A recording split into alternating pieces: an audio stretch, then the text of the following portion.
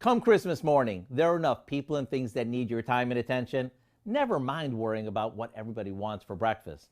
So today, we're sharing an easy throw-together French toast bake that everyone will love, including you, because it will let you focus on what really matters, your family and the presents that Santa left for you.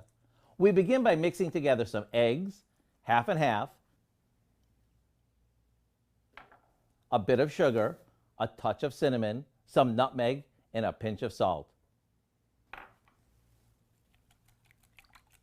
We slowly pour this over a French bread that we cut into thick slices and let it sit in the fridge for about a half hour, or even overnight. When all the liquid's absorbed, we pop it in the oven until it's golden brown and it gets all puffy. Then sprinkle it with powdered sugar, drizzle on some warm maple syrup, and get ready for some good eating.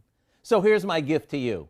The recipe for our super easy Jolly French Toast Bake is online now, so you can cross Christmas morning breakfast off your to-do list. I'm Howard with our hungry little elf Kelly in the Mr. Food Test Kitchen, where today we found a jolly good way for you to say, ooh, it's so good. Merry Christmas! Merry Christmas, everyone.